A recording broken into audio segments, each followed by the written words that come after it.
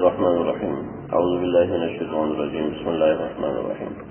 وإذ أخذ الله ميثاق النبيين لما آتيتكم من كتاب وحكمة ثم جاءكم رسول مصدق لما معكم لتؤمنن به ولتنصرنه قال أأقررتم وأخذتم على ذلكم إصري قالوا أقررنا قال فاشهدوا وأنا معكم من الشاهدين. صدق اللہ العظیم. یہ دوسری مرتبہ میں شروع کر رہا ہوں سیرت النبی صلی اللہ علیہ وسلم کو. اللہ تعالیٰ اس کی ساری کی ساری برکات حاصل کرنے کی توفیق عطا فرمائے. پہلی دفعہ جو میں نے بیان کیا تھا وہ سارا ایک تو ریکارڈ نہیں ہو سکا اور سارا میں بیان کر بھی نہیں سکا کہ کچھ حالات درمیان میں ایسے آ گئے. اور پھر جمعے کا مسئلہ ہوتا تھا، اس کے اندر ہر جمعے کو ابتدائی ضروری تمہیدی باتیں بیان کرنا ضروری ہوتا تھا تو وہ بیان ہو جاتی تھی، تو اس میں بھی کافی وقت گزر جاتا تھا، تو پرمغز بات مکمل طریقے سے نہیں ہو سکتی تھی. تو اس دفعہ میں انشاءاللہ کوشش کروں گا ابتدا سے کوئی بات رہے نہیں، اور آج تو مجھے زیادہ موقع نہیں ملا اس لیے کچھ مختصر ہی عرض کروں گا تاکہ بالکل ابتدائی باتیں سیرت کہاں سے شروع ہوئی اور کہاں تک لے کر جانا ہے، تو میں نے اس کی ترتیب بنائی ہے، انشاءاللہ اس کو مکمل بیان کروں گا. اس آیت کے اندر جو مسئلہ ہے وہ بھی میں انشاءاللہ ابھی عرض کرتا ہوں. پہلے سمجھ لیں کہ ہم اس کو، یہ جو میں نے ترتیب بنائی تھی اس کو شروع کریں گے. سیرت کی اہمیت، ضرورت، اس کے فضائل، میں ہر دفعہ انشاءاللہ کچھ نہ کچھ بیان کر دیا کروں گا تاکہ اہمیت اس کی سامنے رہے. آپ صلی اللہ علیہ وسلم کی پیدائش سے قبل کیا حالات ہوئے، کائنات کے اندر کیا عظیم الشان حالات ہوئے، کیا احوال چلے، ان سارے احوال کے بارے میں انشاءاللہ جس قدر ہو سکا اجمال سے یا تفصیل سے جتنا ہو سکا انشاءاللہ میں عرض کروں گا. پھر پیدائش کے مراحل اور پھر پیدائش کے بعد کے مراحل کیا ہوئے، ان بڑی تفصیلات ہیں. پھر آپ کا بچپن کیسا گزرا، پھر جوانی کیسی گزری، پھر شادی کیسے ہوئی، پھر اس کے بعد نزول وحی، پھر خفیہ تبلیغ، پھر اعلانیہ تبلیغ، پھر مخالفت کیسے ہوئی، پھر قبولیت اسلام کے واقعات ہونا شروع ہوئے، اس میں کیسی اللہ کی مددیں ہوئیں. پھر ہجرت حبشہ ہوئی تھی، ہجرت مدینہ ہوئی تھی. پھر ہجرت مدینہ میں جو بہت سی چیزیں ہیں، قباء کی تعمیر، پھر مسجد نبوی کی تعمیر. پھر اس کے بعد پہلے برس کیا ہوا، دوسرے برس سے لے کے آپ صلی اللہ علیہ وسلم کے انتقال کے 11ویں برس تک کیا ہوا، ان سب چیزوں کو انشاءاللہ وقت کے ساتھ ساتھ عرض کرتا رہوں گا. تو آپ بھی دعا کریں اللہ تعالیٰ مجھے بھی صحیح بیان کرنے والا بنائے، کیونکہ اس میں فضائل کے اندر ایک بنیادی بات سمجھ لیں، فضائل کے اندر ضعیف روایات چل جاتی ہیں اور اس پر امت کا اجماع ہے. صرف میں نہیں کہہ رہا، سن 2000 کے بعد چند ایک لوگوں نے اختلاف کیا ہے، شاید سمجھ گئے آپ. تو اس سے پہلے کسی نے بھی اختلاف نہیں کیا. تو ضعیف روایات فضائل کے اندر بالکل چل جاتی ہیں. سن 2000 تک، یعنی کہ سن 1400 تک یہ امت کا اجماعی مسئلہ رہا ہے. یہ 1998-97 کے اندر کچھ لوگوں نے اختلافات کیے، تو لہذا اس کے اندر کچھ ایسی روایات بھی ہیں جن کو محدثین نے کمزور کہا ہے، جن کو محدثین نے ضعیف کہا ہے. تو میں وہ بھی انشاءاللہ ساتھ عرض کروں گا. کچھ بنیادی چیزیں سمجھ لیں. سیرت کو بیان کرتے ہیں اور سیرت کو ایک مکمل طریقے سے بیان کریں. دو چیزیں ہیں، ایک ہے سیرت اور ایک ہے شمائل. جو چیزیں ایسی لگیں کہ جو بھول سکتی ہیں یا ایسی لگیں کہ یاد رکھنی ضروری ہیں، ان کو اپنے پاس نوٹ بھی کیا کریں تاکہ آپ کو بعد میں یاد کریں گے تو فائدہ ہوگا، بعد میں سنیں گے ان کو دیکھیں گے تو فائدہ ہوگا. ایک ہوتی ہے سیرت، ایک ہوتی ہے شمائل. سیرت یہ ہوتی ہے کہ احوال کیا ہے، شمائل یہ ہیں کہ آپ صلی اللہ علیہ وسلم کی ناک کی اٹھان کیسی تھی، آپ صلی اللہ علیہ وسلم کی آواز کیسی تھی، آپ صلی اللہ علیہ وسلم کا چلنا کیسے تھا، آپ صلی اللہ علیہ وسلم بیٹھتے کیسے تھے. ایک مثال دیتا ہوں. آپ صلی اللہ علیہ وسلم کو کوئی کرتا تھا نا، آپ گزر رہے ہیں، جا رہے ہیں، السلام علیکم، تو آپ وعلیکم السلام نہیں کہتے تھے، بلکہ کیا فرماتے تھے، وعلیکم السلام ورحمۃ اللہ وبرکاتہ. کیا حال ہے؟ ٹھیک ہے. پھر دوبارہ راستے کی طرف متوجہ ہوتے اور چل پڑتے ہیں. یہ طریقہ تھا ہوا کرتا تھا. السلام علیکم. وعلیکم السلام. نہیں، یہ نہیں کیا کرتے تھے جیسے ہم لوگ کرتے ہیں. جائز ہے، گناہ نہیں ہے، لیکن یہ اس کو کہتے ہیں شمائل، کہ کوئی خاص چیزیں.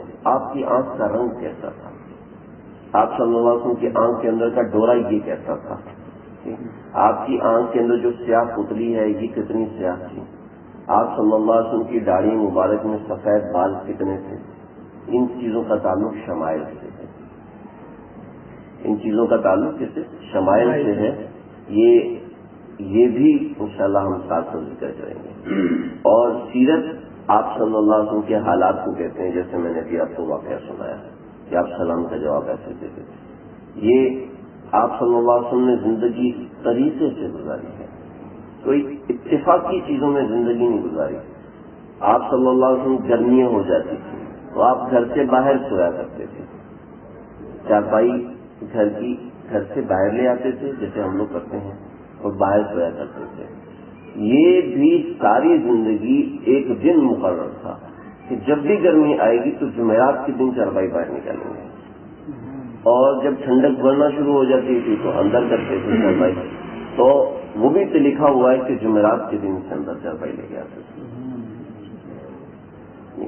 ایک پورے طریقے سے آپ صلی اللہ علیہ وسلم نے زندگی گزاری. ایویں کہ چلو آج اندر ہو جاتے ہیں، چلو آج باہر. ایک پورا طریقہ آپ نے رکھا.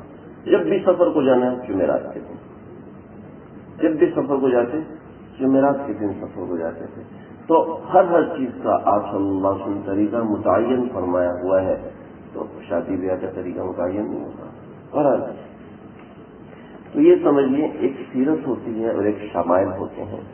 ہم انشاءاللہ دونوں چیزوں کو ساتھ ساتھ بیان کریں گے کیونکہ ارادہ ہے ایک مکمل طریقے سے بیان کرنے کی اللہ توفیق دے دیں. اس قدر جلدی ہوا. اس میں جو ترتیب ہے وہ کم سے کم 30 درس ہوگا. کم سے کم 30 درس ورنہ ہو سکتا ہے 1 برس بھی لگ جائے. کم از کم 30 برس. اگر ہم 2 گھنٹے 1.5 گھنٹے بیٹھے 2 گھنٹے میں آپ لوگ بور ہو جائیں گے اور میں بھی تھک جاؤں گا. میں پورے دن کا تھکا ہوتا ہوں تو آپ لوگ بھی بور ہو جائیں گے. ہو سکتا ہے بور نہ ہو کیونکہ اس میں چیزیں ایسی زبردست ہیں، ایسی زبردست چیزیں ہیں کہ آج کے علاوہ انشاءاللہ آپ کہیں گے یار تھوڑی سی اور بیان ہونی چاہیے. تو بہرحال سیرت ہمارے تمام بزرگوں نے لکھی ہے، تقریباً تمام بزرگوں نے. اور اتنی بڑی سیرت کی کتابیں لکھی گئی ہیں، اتنی بڑی اور ایسی عجیب و غریب کتابیں لکھی گئی ہیں. ایک کتاب میں آپ کو دکھاؤں گا، میرے پاس اوپر رکھی ہے. میں خاص وہی لینے گیا تھا لیکن بس بیٹھ کے آ گیا. وہ کتاب ہے ہادی عالم. ہادی عالم صلی اللہ علیہ رسولہ وسلم. ہادی عالم صلی اللہ علیہ رسولہ وسلم. اس کو لکھنے والے ہیں نام دین میں اس کو جن صاحب نے لکھا ہے وہ اور کتاب کا نام اور ساری کی ساری کتاب میں کوئی ایک نقطہ بھی نہیں ہے. مولانا محمد ولی نام ان کا ہے محمد ولی. ٹھیک ہے، نام میں بھی نقطہ نہیں. جس مکتبے میں چھاپی ہے اس کا نام ہے مکتبۃ العلم. ٹھیک ہے، تو اس کے لیے بھی کوئی لفظ انہوں نے لکھا ہے، اس میں بھی کوئی نقطہ نہیں. اچھا، اس کا جو ایڈریس ہے اس میں بھی کوئی نقطہ نہیں. پوری کتاب میں کوئی نقطہ نہیں ہے. اردو میں ہے، غیر منقول کتاب ہے. تو ایسی سیرت پہ لوگوں نے محنت کی ہے. میرے پاس رکھی ہوئی ہے. ایسا ورڈ نہیں ہے جس میں نقطہ ہوتا. جی، ایسے الفاظ استعمال کیے ہیں جس میں کوئی نقطہ نہیں. جیسے الف کا استعمال کیا ہے، ہا کا استعمال کیا ہے. وہ نہیں ہے. عمر کو بھیج دیں ہادی عالم مشکل ہو جائے. اگلی مرتبہ دکھا دوں گا. تو پوری کتاب میں کوئی نقطہ نہیں ہے. لوگوں کے ہمراہ ہادی عالم کھڑے ہوئے. لوگوں کے ہمراہ، لوگوں میں کوئی نقطہ نہیں، کہ کوئی نقطہ نہیں، ہمراہ کوئی نقطہ نہیں، ہادی عالم صلی اللہ علیہ رسولہ وسلم کھڑے ہوئے، کوئی نقطہ نہیں. بس وہ اب بہت سی چیزیں آپ کو انشاءاللہ میں بتاؤں گا. دیکھیں مختصر سن لیں کہ نقطہ جس لفظ میں آتا ہے وہ لفظ کمزور ہو جاتا ہے، اس کی طاقت کمزور ہو جاتی ہے۔ الف کے اندر طاقت ہے، با میں طاقت کم ہے، تا میں طاقت کم ہے، سا میں اور کم ہے، جیم میں کم ہے، ہا میں طاقت زیادہ ہے۔ عمر ایک نام ہے، یہ اس میں طاقت ہے۔ اللہ کے نام میں ایسی طاقت ہے سارا عالم اس کے سامنے کام ہو جاتا ہے، اس میں کوئی نقصان نہیں۔ اللہ نے سب سے طاقتور کلمہ بنایا لا الہ الا اللہ محمد رسول اللہ، اس میں کوئی نقصان نہیں، ٹھیک ہے۔ تو الفاظ میں طاقت ہوتی ہے، الفاظ میں طاقت ہوتی ہے جس طاقت کو انسان استعمال کر سکتا ہے۔ تو نقطہ جو ہے وہ طاقت کو کم کرنے والا ہے۔ اللہ نے اپنے نام میں بھی نقطہ نہیں رکھا، اپنے نبی کے نام میں بھی نقطہ نہیں رکھا، لیکن دوسرے صفاتی ناموں میں نقطہ ہے، تو یہ مطلب نہیں۔ لیکن ایک ایسی چیز ہے کہ جس کے اوپر علماء نے قلم اٹھایا ہے وہ ہم سمجھ نہیں سکتے، وہ الگ مسئلہ ہے۔ تو یہ سیرت ہے، اس کی اہمیت ایسی ہے کہ ہمارے سارے بزرگوں نے سیرت کو بیان کیا ہے، تاکہ علامہ جامی رحمۃ اللہ علیہ کی ایک نعت ہے، اور وہ ایسی زبردست نعت ہے کہ جب انہوں نے یہ نعت لکھی تو کہنے لگے یہ میں نعت جا کے آپ صلی اللہ علیہ وسلم کے دربار میں ہی پڑھوں گا، آپ صلی اللہ علیہ وسلم کے دربار میں ہی میں یہ نعت پڑھوں گا۔ اور وہ نعت لے کر چلے، آپ صلی اللہ علیہ وسلم مدینہ کے جو والی تھے ان کے خواب میں تشریف لائے، فرمایا کہ ایک اس شکل میں اور اس نام کا آدمی آ رہا ہے، نام اس کا جامی ہے، آپ اس کو مدینہ میں داخل نہ ہونے دو۔ تو ان کو روک لیا کہ آپ اس راستے سے مدینہ داخل نہیں ہو سکتے۔ وہ گھوم کے دوسرے راستے سے آئے، اس راستے سے داخل ہونے کی کوشش کی تو منع کر دیا، تو آپ صلی اللہ علیہ وسلم خواب میں آیا، وہ دوسرے راستے سے آ رہا ہے۔ پھر اگلی رات خواب آیا، وہ تیسرے راستے سے آ رہا ہے، تو ان کو پکڑ کے قید کر دیا۔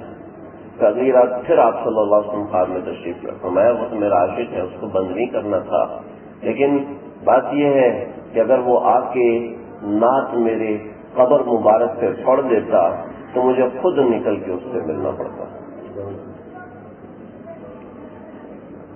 نہ از سینائے جامی کہ تو ازبار تو کشتی، یہ کچھ اشعار ہیں، یہ جو پاکستان کے ایک بہت بڑا ناطخواں ہے اس نے یہ اشعار لکھے ہیں، جو ذہن مقدر حضور حق سے سلام آیا پیام آیا، جھکاؤ نظریں بچھاؤ پلکیں ادب کا اعلیٰ مقام آیا۔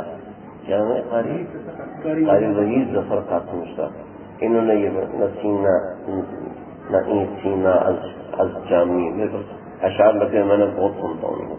تو یہ فارسی کے اشعار ہیں، انہوں نے فارسی میں قصیدہ لکھا۔ تو یہ ایسی چیز ہے، آپ صلی اللہ علیہ وسلم کا ذکر مبارک۔ علامہ بصیری رحمۃ اللہ علیہ سے ان کو برس کا مرض ہو گیا تھا۔ برس کا مرض یہ ہوتا ہے جیسے داغ ہوتے ہیں نا، جسم پہ سفید داغ ہو جاتے ہیں، یہ برس کا مرض ہو گیا تھا علامہ بصیری رحمۃ اللہ علیہ کو۔ تو اس کا اینڈ ہوتا تھا کہ بندہ فوت ہو جاتا تھا، اس کا اینڈ ایسا ہوتا تھا۔ تو آج کل تو یہ کوئی ایسا مرض نہیں ہے، لیکن پہلے زمانے میں ایسا تھا۔ تو علامہ بصیری رحمۃ اللہ علیہ نے اللہ کے نبی کے عاشق تھے، ایسے وشاق ہیں، انہوں نے یہ قصیدہ لکھا، مولایا وصلی وسلم دائما ابدا علی حبیبک خیر خلق کلہم هو الحبیب الذی ترجى شفاعته لكل حول من الاحوال مقتحم هو الحبیب الذی ترجى شفاعته۔ تو یہ قصیدہ پورا لکھا علامہ بصیری رحمۃ اللہ علیہ نے۔ قصیدہ لکھنے کے بعد سو گئے، اچھا ایک برس کا مرض تھا، اس کے ساتھ فالج بھی ہو گیا تھا، تو یہ بستر سے ہل نہیں سکتے تھے، ایک آخری دن گن رہے تھے۔ تو خواب آیا اور خواب میں نبی کریم صلی اللہ علیہ وسلم کی زیارت ہوئی، فرمایا بصیری قصیدہ سنا۔ تو امام بصیری رحمۃ اللہ علیہ نے وہ قصیدہ اٹھایا اور آپ صلی اللہ علیہ وسلم کو سنا دیا۔ تو آپ نے فرمایا تجھے کیا انعام دوں کہ تم نے میری تعریف کی ہے؟ تو کہنے لگے یا رسول اللہ یہ برس کا مرض ہے، دعا کر دیں یہ صحیح ہو جائے، اور دوسرا مجھے یہ فالج ہو گیا ہے، اس کے لیے دعا فرماتے ہیں۔ آپ صلی اللہ علیہ وسلم نے کیا فرمایا آپ صلی اللہ علیہ وسلم نے اوپر چادر رکھی، فرمایا یہ چادر ہٹائے گا تو تیرا سارا برس کا مرض ختم ہو جائے گا، اور تو اٹھ کے جانا اور دروازہ کھولنا۔ تو اٹھے، خواب سے اٹھے تو دیکھا اوپر چادر اڑی ہوئی ہے، چادر سے خوشبو آ گئی، تو کہنے لگے جب چادر ہٹائی تو خود ہٹتی چلی گئی، جسم حرکت کر رہا ہے، خالص ختم، چادر دیکھا جسم پہ کوئی برس کا نشان نہیں، فوراً دروازہ کھٹکا تو اٹھے، دروازہ کھولا، کہنے لگے کہ جی کون کا بصیر قصیدہ سننا ہے، تجھے کیسے پتا؟ میں تو قصیدہ ابھی رات کو لکھا تھا اور سو گیا تھا، تمہیں کیسے پتا؟ کیا جہاں تو کھڑا ہو کے نبی صلی اللہ علیہ وسلم کو قصیدہ سنا رہا تھا میں بھی وہیں پہ کھڑا سن رہا تھا۔ علامہ بصیری رحمۃ اللہ علیہ کا یہ قصیدہ ایران کا جو بادشاہ کا وزیر تھا اس کو آشوب چشم کا مرض ہو گیا۔ آج کل آشوب چشم تو کچھ بھی نہیں، تو لیکن اس زمانے میں ایسا مرض تھا کہ جس کو آشوب چشم لگ گیا وہ نابینا ہو جائے گا، اس کی بینائی بالکل دھندلی پڑ گئی اور قریب وہ سیاہ ہونے والی تھی اس کی بینائی۔ تو اس کو خواب میں نبی صلی اللہ علیہ وسلم کی زیارت ہوئی، نے فرمایا جاؤ بصیری کا قصیدہ لے کر آنکھوں پہ رکھو تو ٹھیک ہو جائے گا۔ بصیری پتہ کرے بصیری کون ہے، پتہ کراؤ، پورے ایران میں خبر دوڑائی، پتہ چلا ایک بصیر ایک عام سے عالم ہے۔ کیا تم نے کوئی قصیدہ لکھا ہے؟ ہاں لکھا ہے، لیکن تمہیں کیسے پتا؟ جسے پورے پاکستان میں کوئی آدمی نعت لکھ لے تو وہ کتنے مشہور ہوگی نعت، کسی کو زیادہ زیادہ علاقے والوں کو پتا ہو، تب بادشاہ کو کیا دو تو وہ قصیدہ مجھے دو، تو قصیدہ لیا اور آنکھوں کو بند کر کے یوں آنکھوں پہ لگایا اور آنکھوں سے ہٹایا تو آشوب چشم ختم، ساری دنیا صاف ستھری نظر آ رہی۔ پھر وہ قصیدہ لے کے اپنے محل پہ لگا لیا، وہ قصیدہ آج بھی چلتا ہے۔ شیخ الہند رحمۃ اللہ علیہ کے ایک شاگرد تھے، تو انہوں نے قصیدہ لکھا آپ صلی اللہ علیہ وسلم کی شان میں، فرمانے لگے کہ حضرت یہ قصیدہ کیسے؟ قصیدہ تو بہت اچھا ہے لیکن بصیرے کے قصیدے جیسا نہیں ہو سکتا۔ اگلے دن اور محنت کی اور کوشش کی، قصیدہ لکھا اور قصیدہ لکھ کے جناب فیروز صاحب کو دکھایا تو کہنے لگے بہت اچھا قصیدہ لکھا ہے لیکن بصیرے کے قصیدے کی کیا بات ہے۔ اگلے دن پھر محنت کی، پھر دیا،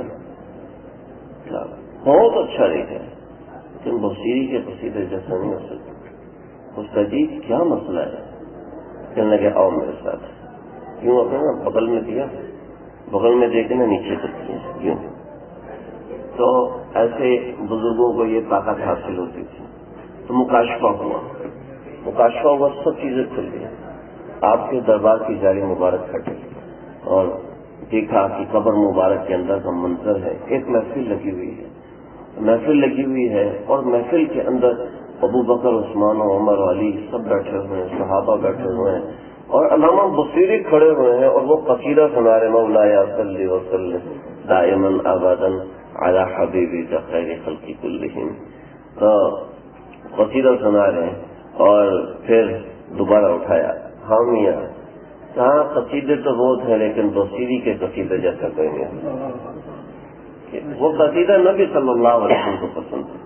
تو یہ اللہ کے نبی کو پسند ہے کہ ان کی مدح کی جائے، ان کو یاد کیا جائے۔ حضرت مجدد ملت حضرت مولانا اشرف علی تھانوی صاحب رحمۃ اللہ علیہ فرماتے ہیں کہ جس گھر میں سیرت نبی صلی اللہ علیہ وسلم کا ذکر کیا جاتا ہے اس گھر میں بلائیں نہیں آتی، اس گھر میں مصیبتیں نہیں آتی جس گھر میں نبی صلی اللہ علیہ وسلم کا ذکر زیادہ کیا جاتا ہے۔ میں خود کوئی ایک مہینہ ایسا نہیں کہ میں بڑے ہسپتال میں نہ گیا ہوں، ہم نے خود گھر کے اندر سیرت شروع کی، خود گھر میں سیرت شروع کی اور سیرت شروع کی تو دیکھا الحمدللہ چھوٹا موٹا مسئلہ ہوتا ہے اللہ تعالیٰ بچا لیتا ہے، چھوٹا کبھی ہوا کوئی بڑا مسئلہ، چھوٹا موٹا مسئلہ باقی اللہ تعالیٰ بچا لیتے ہیں ایسی، اور جب کوئی ناکا ہوتا ہے بس پھر چلو جی پہنچ جاؤ ایڈمٹ ہو جاؤ ایسے مسائل ہو جاتے ہیں۔ اللہ تعالیٰ سب کی حفاظت فرمائے، لیکن اس کی برکت ہے نبی صلی اللہ علیہ وسلم کے ذکر خیر کی تھوڑی برکات ہیں۔ فرماتے تھے کہ پورے ہندوستان میں اموات ہوتی تھیں، خانہ بھون میں کوئی موت نہیں ہوتی تھی جس دن میں سیرت النبی لکھا کرتا تھا۔ تو اس کی بڑی برکات ہوتی ہیں. تو اس کی اہمیت تو بڑی مسلم ہے. باقی فضیلت، ضرورت اس کی کیا ہے؟ اہمیت اور فضیلت تو ہوگی. ضرورت اس کی یہ ہے کہ دیکھیں، جس کو جس سے محبت ہوتی ہے نا، اس کا طریقہ اس کو پتا ہوتا ہے، وہ طریقہ جاننے کی کوشش کرتا ہے. ہمیں اگر نبی صلی اللہ علیہ وسلم سے محبت ہے تو ہمیں پتا تو ہو کہ ہمارے نبی کیسے تھے، چلتے کیسے تھے، بیٹھتے کیسے تھے، مکہ کی زندگی کیسے گزاری، بچپن کیسے گزارا، بچپن سے پہلے کیسے تھے. ایک بات یاد آ گئی. حضرت عباس کہتے ہیں یا رسول اللہ جب آپ چھوٹے تھے، حضرت عباس اس وقت جوان تھے، جوانی میں تھے جب آپ صلی اللہ علیہ وسلم پیدا ہوئے تھے. تو جب آپ بچے تھے نا، میں اس وقت سے آپ کا قائل ہوں. ابھی کیوں؟ ارے کہ آپ ایک دفعہ دھوپ میں بیٹھے، آپ ایک دفعہ اندھیرے میں لیٹے ہوئے تھے، چاند کی روشنی آپ کے اوپر پڑ رہی تھی، تو آپ کا ہاتھ جہاں جاتا تھا تو چاند بھی ادھر چلا جاتا تھا. ہاتھ یہاں آتا تھا تو چاند بھی یہاں آ جاتا تھا، ہاتھ ادھر جاتا چاند بھی ادھر چلا جاتا. میں دیکھتا، پھر میں آپ کا ہاتھ پکڑ کے ایسے کرتا تو چاند ادھر چلا جاتا. تو میں بڑا حیران ہوتا تھا کہ جہاں ایک دن نہیں، جہاں آپ کا ہاتھ جاتا چاند بھی کھسک کے ادھر چلا جاتا، پھر آپ کا ہاتھ ادھر جاتا تو چاند ادھر آ جاتا تھا. مجھے اس جگہ پر ایک بڑی عجیب سی بات ذہن میں آئی، وہ یہ کہ چاند سے نبی صلی اللہ علیہ وسلم کی دوستی بچپن کی تھی. بچپن کی دوستی تھی، جب ہی اشارہ کیا تو وہ دو ٹکڑے ہو گئے. دوستی چاند سے بچپن کی تھی، کوئی پہلے دن کی دوستی نہیں تھی. تو آپ صلی اللہ علیہ وسلم نے فرمایا کہ عباس، چاند مجھے کھلایا کرتا تھا، چاند مجھے کھلایا کرتا تھا، میرے ساتھ کھیلا کرتا تھا تاکہ میری ماں اپنے گھر کا کام صحیح طریقے سے کر سکے، اور میں چاند کے ساتھ کھیلتا رہتا تھا. تو جیسے یہ واقعات ہیں، ایسے بہت بے شمار واقعات ہیں. انشاءاللہ میں آگے عرض کروں گا. میں نے ابھی بچپن شروع کیا تھا، 6-7 ہفتے تو بچپن ہی چلتا رہا تھا آپ صلی اللہ علیہ وسلم کا. تو دیکھیں، کفار کے طریقے معلوم ہیں، اپنے نبی کا طریقہ ہمیں معلوم ہے. جب پتہ ہوگا نا تو پھر محبت بڑھے گی. جب طریقہ کار سے آشنائی ہوگی، آپ صلی اللہ علیہ وسلم ہر وقت سر کو ڈھانپ کے رکھتے تھے، یہ آپ کی عادت ہے، لیکن ہمیں پتہ ہے کہ ڈھانپ کے رکھتے تھے. ٹھیک ہے، دل عمل کرنے کا کبھی دل کرتا ہے، کبھی دل نہیں کرتا. کیوں؟ اس لیے کہ وہ دوسرے حالات پتہ ہوں گے، دل کا پورا کنیکشن ہوگا. یہ 3 وائریں تو ملی ہوئی ہیں، باقی وائریں نہیں ملی ہوئی. یہ پوری مل جائے گی نا تو اب اس میں سے پانی نہیں نکل سکتا، پورا جڑ جائے گا نا تو اب اس میں سے کوئی چیز نیچے نہیں گر سکتی. اگر اس میں ڈھیلا پن ہوگا تو ظاہر بات ہے کوئی بھی چیز یقینی طور پر رکے گی نہیں. تو میں بہت سی چیزیں ہیں، جب ہم آپ صلی اللہ علیہ وسلم کا ذکر کریں گے تو اللہ تعالیٰ خوش ہوں گے، نبی صلی اللہ علیہ وسلم خوش ہوں گے. آپ صلی اللہ علیہ وسلم کی سیرت کو اللہ نے قرآن میں فرمایا، یا ایھا النبی انا ارسلناک شاہدا ومبشرا ونذیرا وداعیا الی اللہ باذنہ وسراجا منیرا وبشر المؤمنین بان لهم من اللہ فضلا کبیرا ولا تطع الکافرین والمنافقین ودع اذاهم وتوکل علی اللہ وکفى باللہ وکیلا والضحى واللیل اذا سجى ما ودعك ربك وما قلى وللآخرة خير لك من الأولى. اس طرح مخاطب ولسوف يعطيك، یہ کا آگوں نے پڑھا نا، کا مخاطب کے لیے آتا ہے، تو ہے. وللآخرة خير لك من الأولى ولسوف يعطيك ربك فترضى ألم يجدك يتيما فآوى ووجدك ضالا فهدى ووجدك عائلا فأغنى فأما اليتيم فلا تقهر وَأَمَّا السَّائِلَ فَلَا تَنْهَرْ. یہ شروع میں تا آ رہا ہے، یہ مخاطبت کا ہے، آپ آگے پڑھیں گے. أَمَّا السَّائِلَ فَلَا تَنْهَرْ وَأَمَّا بِنِعْمَةِ رَبِّكَ فَحَدِّثْ أَلَمْ نَشْرَحْ لَكَ صَدْرَكَ وَوَضَعْنَا عَنْكَ وِزْرَكَ الَّذِي أَنقَضَ ظَهْرَكَ وَرَفَعْنَا لَكَ ذِكْرَكَ. یہ کافر ہے.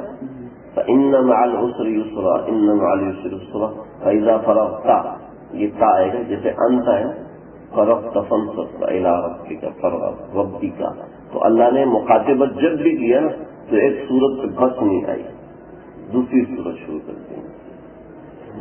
اور کیسی اللہ کے نبی سے کلام میں انشاءاللہ آگے بتاؤں گا آپ لوگوں کو. تو یہ کچھ ابتدائی باتیں ہیں آپ صلی اللہ علیہ وسلم کی پیدائش کب ہوئی؟ یہ تو ہاتھی والے سال میں دنیا میں وجود میں آئی، لیکن مزید آپ سمجھیں، حضرت ابو ہریرہ رضی اللہ تعالیٰ نے پوچھا یا رسول اللہ آپ کب پیدا ہوئے؟ تو پوچھا آپ کب پیدا ہوئے؟ فرمایا کہ اذا کان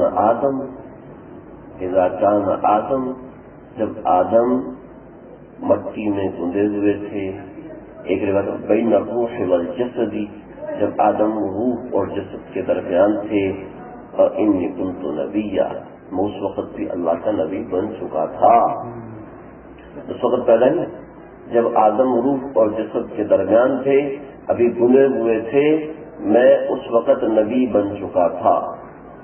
یہ آپ صلی اللہ علیہ وسلم نے اپنی پیدائش کا بتایا، تاریخ نہیں پتہ چلی، ٹھیک ہے، اب تھوڑا سا پیچھے ہیں۔ ایک روایت ہے، مجھے اس کی صحت اور ذوق کا پتہ نہیں ہے، لیکن البتہ روایت ہے، کسی معتبر عالم سے میں نے سنی تھی۔ آپ صلی اللہ علیہ وسلم نے حضرت جبریل سے پوچھا کہ جبریل، اللہ نے سب سے پہلے کیا بنایا تھا؟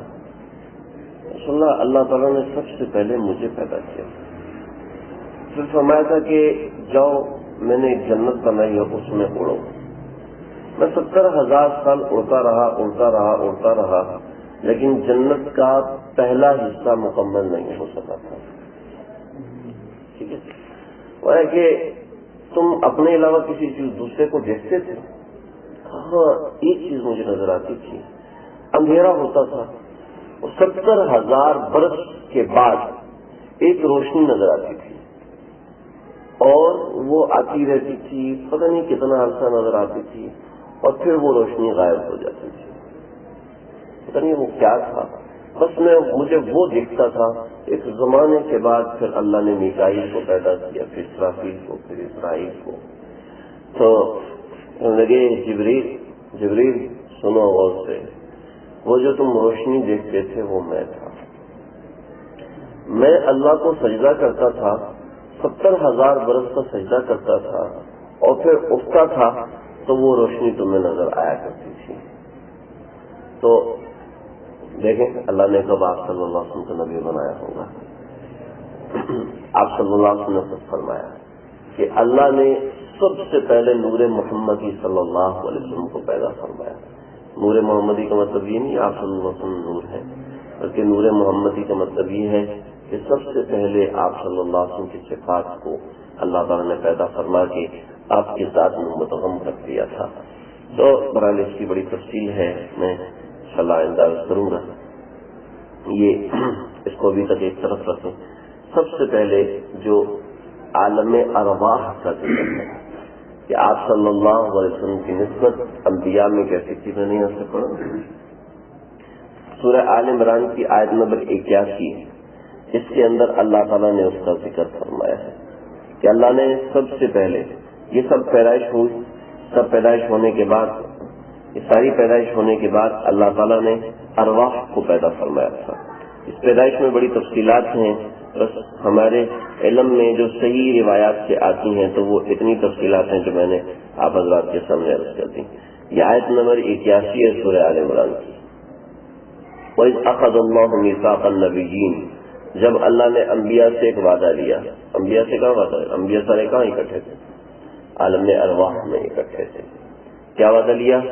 لَمَا آتَيْتُكُم مِّن كِتَابٍ وَحِكْمَةٍ، میں تمہیں کتاب بھی دوں، حکمت بھی دے دوں، نبوت بھی دے دوں، ثُمَّ جَاءَكُمْ رَسُولٌ، اور پھر تمہارے پاس میرا یہ رسول آ جائے، یہ رسول آ جائے، یہ أَلَسْتُ بِرَبِّكُمْ سے پہلے ہے، تمہارے پاس میرا یہ رسول آ جائے، مُصَدِّقٌ لِّمَا مَعَكُمْ، اور تمہارے پاس کی چیزوں کی تصدیق کرے، فَلَا تُؤْمِنُنَّ بِهِ، تم اس پر ایمان لے کر آ جانا، اپنی شریعت چھوڑ دینا، تم اس پر ایمان لے کر آ جانا، وَلَا تَنْصُرُنَّهُ، اور تم اس کی مدد بھی کرنا۔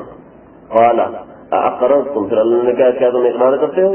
وَأَخَذْتُمْ عَلَىٰ ذَلِكَ إِصْرِي، اس کے اوپر مجھ سے پکا وعدہ کرتے ہو؟ قَالُوا أَقْرَرْنَا، سارے کہتے ہیں ہاں ہم اقرار کرتے ہیں۔ سارے انبیاء نے نبی کریم صلی اللہ علیہ وسلم کو عالم ارواح کے اندر ہی اپنا امام مان لیا تھا، اپنا بڑا مان لیا تھا کہ جب یہ تشریف لائیں گے اس وقت ہم ایک سائڈ پر ہو جائیں گے۔ پھر اللہ تعالیٰ نے جب دنیا کا آغاز کیا، تفصیلات ہیں، تفصیلات کی یہاں ضرورت نہیں، حضرت آدم علیہ السلام کو پیدا فرمایا، اس کی تفصیلات ہیں، یہاں ضرورت نہیں ہے۔ سیرت نبی صلی اللہ علیہ وسلم کی ذکر ہے، اس کی بھی بڑی تفصیل ہے، حضرت آدم کو کیسے پیدا فرمایا، اور بڑی چیزیں ہیں اس کے اندر۔ حضرت آدم علیہ السلام نے اٹھتے ہی پہلے جملے فرمائے، بڑی دلچسپ چیزیں ہیں۔ بڑا ایک دفعہ ہمارا یہ موضوع سمٹ جائے تو پھر اس کو بھی دیتے ہیں۔ حضرت آدم علیہ السلام نے بہت سے کلمات فرمائے، کلمات فرمانے کے بعد حضرت آدم جنت میں آئے، جنت میں رہنے لگے، رہتے رہتے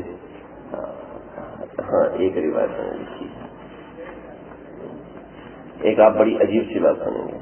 خصائص کبریٰ سیوطی جلد نمبر 1 صفحہ نمبر 7 میں یہ روایت ہے۔ اخرج ابن عساکر میں یہ روایت نقل کی، ابن عساکر مستند حدیث کی کتاب ہے۔ من طریق الی زبیر، ابن زبیر اور زبیر سے جابر کے طریق سے روایت نقل کی ہے۔ بین کتف آدم مکتوب، حضرت آدم علیہ السلام کے دونوں کندھوں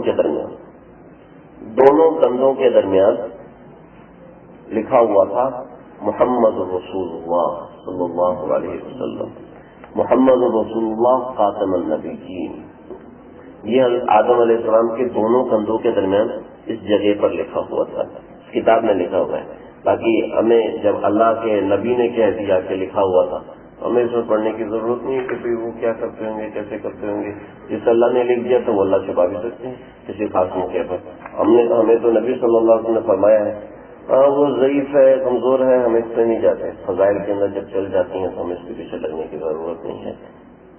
اور جب اللہ تعالیٰ نے حضرت آدم علیہ السلام کو پیدا فرمایا تو جنت میں بھیجا، ایک عرصہ گزرا، عرصے کے بعد اللہ نے حضرت ہوا کو پیدا فرمایا۔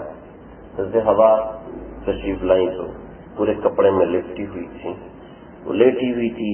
حضرت آدم علیہ السلام نیند سے بیدار ہوئے تو دیکھا ما هذه العورة، یہ کیا ہے کپڑے میں چھپی ہوئی چیز۔